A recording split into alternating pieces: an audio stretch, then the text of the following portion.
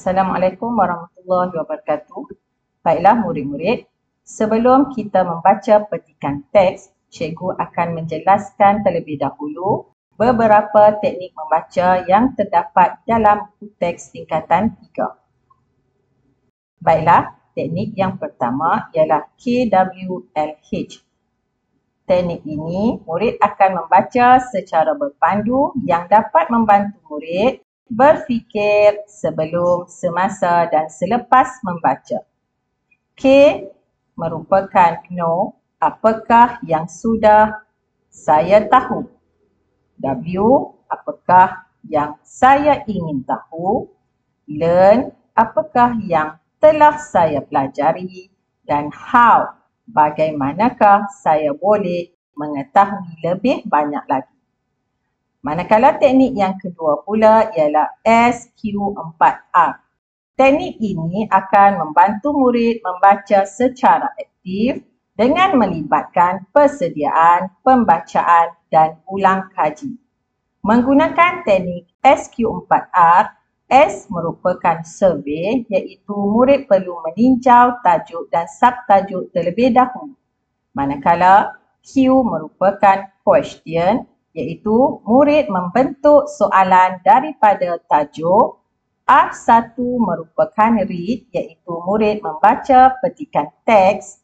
R2 murid merekod iaitu mencatat maklumat.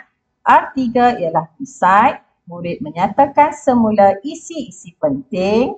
R4 ialah reflect iaitu murid membuat refleksi.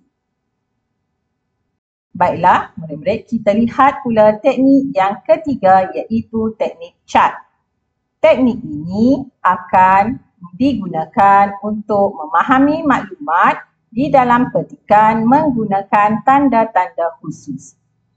Tanda-tanda khusus ini kita dapat lihat daripada C iaitu circle, bulatkan kata kunci dalam petikan, seterusnya H, highlight. Murid akan menggariskan kata ataupun isi penting.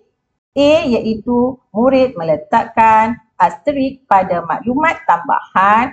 T, murid transfer, pindahkan isi-isi penting ke dalam jadual chart yang disediakan. Dan T iaitu teacher, merupakan perbincangan murid bersama-sama guru. Teknik keempat yang terdapat dalam teks ialah teknik arsip. Teknik ini, murid akan menilai isi-isi penting yang terdapat di dalam teks berdasarkan reaksi murid sendiri. Iaitu A ialah agree, murid setuju. C, confusing, iaitu murid keliru. I, interesting, iaitu menarik. D, disagree, saya tidak setuju. Dan teknik yang terakhir ialah teknik QUAK, iaitu teknik menanda maklumat penting dalam teks menggunakan simbol. Langkah Q yang pertama ialah question mark. Murid meletakkan pada ayat yang kabur ataupun tidak faham. U, underline, murid akan menggariskan isi penting. A, tanda pada isi yang menarik atau penting.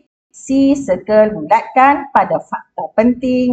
Dan K, iaitu keyword, meletakkan huruf besar K untuk setiap kata kunci. Baiklah murid-murid, kita akan bertemu lagi pada sesi pembelajaran yang seterusnya. Sekian, terima kasih.